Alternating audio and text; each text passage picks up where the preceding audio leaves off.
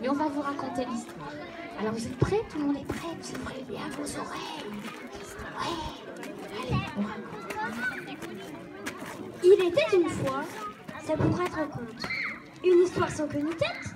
Pas du tout. Avec tête. Queue de serpent, tête de dragon femelle.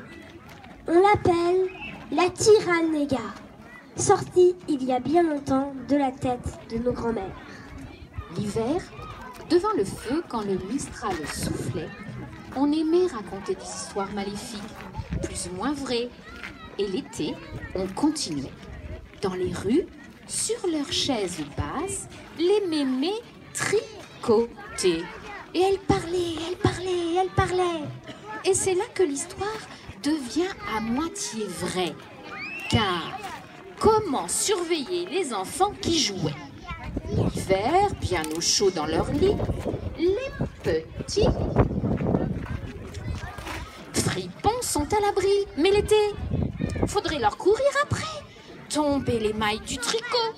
Quand il fait chaud, si chaud que le ciel est blanc, les petits n'ont qu'une idée: trouver de l'eau pour patauger. Ribensol est à sec. À ceci, il n'y a pas la mer.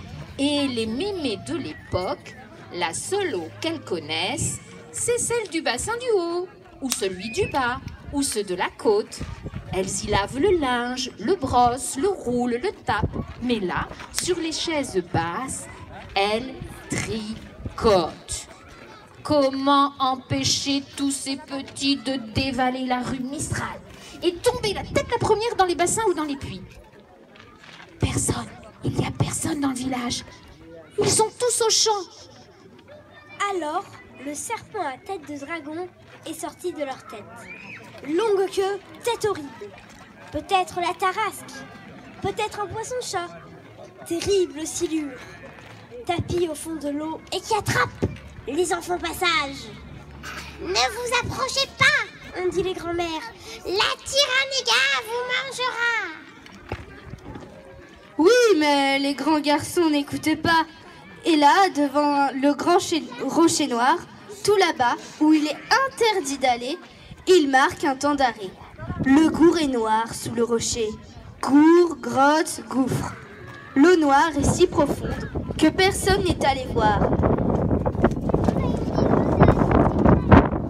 Qu'est-ce qu'il y a au fond du gour noir? On n'a pas tout compris. Les grands-mères parlaient patois. Ils ont eu 15 ans. Ils ont jeté leur vélo, couru vers l'eau, se sont penchés, se sont arrêtés. Et là, au fond de leur cervelle... Personne ne vient me déranger. Je ris de vous, je veille sur ma rivière. Que voyez-vous dans ces rangs que vous faites sur l'eau? La brebis disparue, ceux qui se sont noyés, deux yeux noirs vous regardent. Et même là-haut sur le rocher, vous tremblez. Vos pieds pourraient glisser. Je ne suis pas sirène, vilaine je suis. Quelle est cette voix caverneuse? Ne plongez pas, Ulysse. Vous finirez dans la caverne, là, sous la roche creuse. Il était une fois des grands-mères qui tricotaient. Et dans leurs yeux pleins de malice, racontaient la Tyrannéga sous le clocher de Saucine. Et les enfants jouaient. Tu m'attraperas pas, tu m'attraperas pas.